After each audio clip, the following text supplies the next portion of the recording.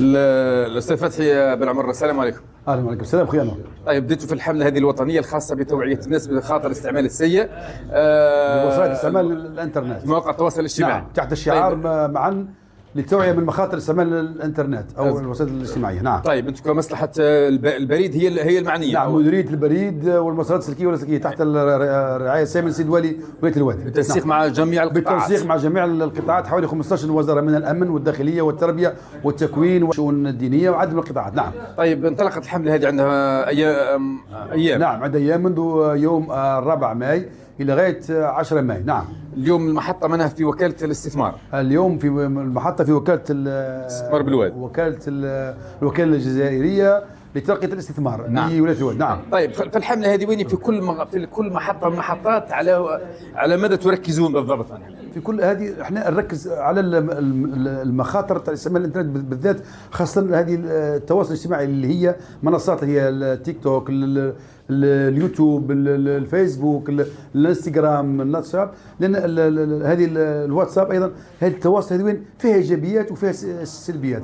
احنا نركز اكثر على المخاطر الاستعمال تاعها من خاصه جميع كل المواطنين المستعملين الانترنت، والفئه المستهدفه هي الشباب والمراهقين، منها التعرض للنصب والاحتيال، التهديد والابتزاز، ايضا الادمان، سرقه المعلومات، ايضا النصب والاحتيال او التعرض للاحتيال، يعني وهكذا. كمديريه ولائيه منهجتكم العديد من الشكاوى من الناس تورطوا، مثلا الناس وقعوا ضحايا. نعم. هذا عندكم شكاوى؟ اكيد هي شكاوى الناس المواطنين، خاصه من الشق تاع البريد او الاتصالات. يعني مثلا هناك نجد صفحات مشبوهه انها تدعي انها مثلا هي تمثل البريد او تمثل اتصالات الجزائر، فتلقى المستخدم الالكتروني يمد معلوماته لهذه الصفحات وهي صفحات مزوره ويستغلوه. اكيد نعم، حتى يعني او يمد المستخدم الالكتروني يمد المعلومات تاعه على الجدول، وما تمدش معلومات حسابك، حساب البريدي او الرقم تاعك لاي شخص مهما كان، يعني الا بالتاكد. وما تمدش، يعني احنا حتى في البريد ما تمدش الا عند الضروره مع القابض البريد شخصيا. ربما بعض الناس فاتحين مجال الصداقه لاي كان، داخل الوطن خارج الوطن. لا، هذه دائما انصح الشباب، وانصح خاصه الشباب الفئه المراهقين عدم صداقات المجهوله. ايضا احتفظ اصرارك بنفسك، ايضا فكر قبل ان تنشر، يعني فكر قبل ان تنشر. ايضا الفضول، يعني فتح الروابط. نعم، ايضا فتح الروابط المجهوله، هذيك تدخلك في فخ اخر، يعني قد تكون في مجموعه ارهابيه، قد تكون في عصابه، قد تكون شيء غير اخلاقي. نعم، غير اخلاقيه. اي تفتح ذلك الرابط وتخش بمتاهات اخرى. ايضا نعم.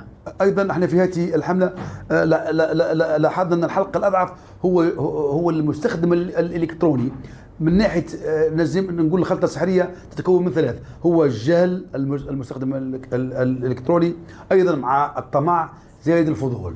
يعني هذيك الشغبه تاعه تخليه يدخل بلايص خطيته. كاين قصص عديده، يعني شباب تورطوا، شابات تورطوا. ايضا الطمع، يعني راح نتزوج تركي، يعني راح نتزوج من الخليج، يعني راح نتزوج كذا في اوروبا، او عندي يعطيني فيزا، معلوماته، حساباته، يعطيها معلوماته، تعطيها كل شيء، ومن بعد يستغلوها لاي شيء.